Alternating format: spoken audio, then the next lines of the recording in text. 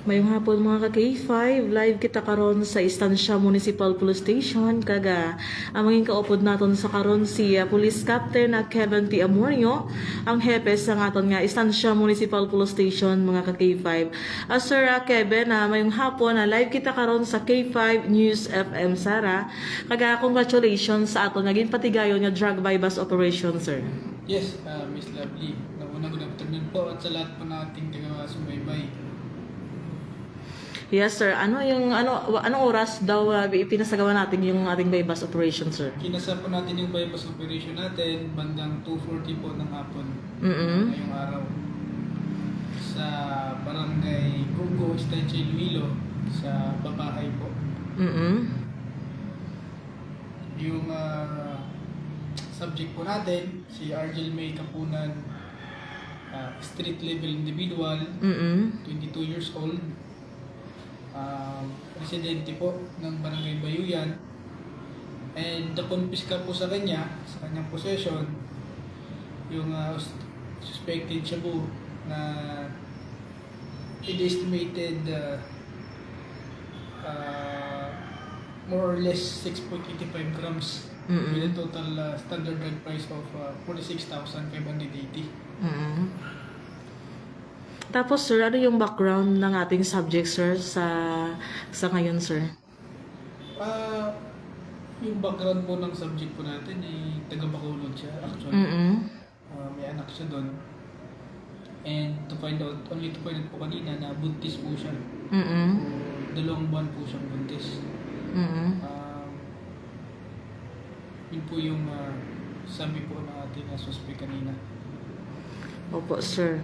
Tapos, sir, nabanggit ba ng ating subject person na kung saan niya ikinukuha yung ating items o kung saan niya binibili yung mga items na yan, sir? Yes, sinabi niya rin kanina yung mga... Sinabi niya rin sa amin kung saan siya bumibili, saan siya kumukuha. As well as kung sino din po yung mga kasama niya.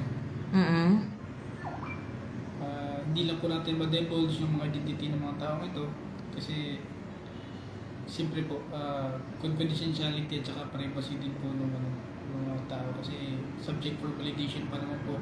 Hindi naman porket sinabi niya ay totoo na po yun. Yun po ay binabalidate po natin at minumonitor. Yes po, sir. Sir, maraming salamat po sa ibinigay niyo na oras ngayon at saka congratulations sa ating Estancia Municipal Police Station sa pagpanguna niyo po sa ating Police Captain na Kevin T. Amorio. Sa ulit, sir, yung special message mo o kaya mensahe sa ating mga taga-bayan ng Estancia, sir.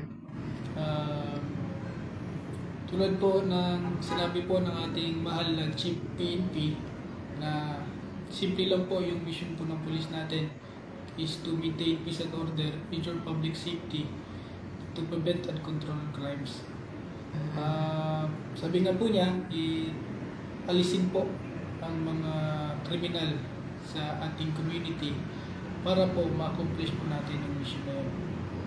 Sa bayan po ng Estancia, sa tao po, sa publiko po, maraming salamat po sa mga impormasyon na binibigay niyo po sa amin, sa mga tulong niyo po na hindi po kayo nagsasawa na mag-extend po ng extra mile para po tulungan ng inyong police station. Muli po makakaasa po kayo na hindi po namin tatalikuran yung aming ginagampanan ng tungkulin dito po sa bayan po ng Estancia. Yes po, sir. Maraming salamat po sa time, sir, and good afternoon ulit. Yes po, good afternoon po. Thank you po. Yes, mga ka-K5, nabatian nato ng pahayag niya Police Captain Kevin T. Amorio, hepe sa Estancia Municipal Police Station.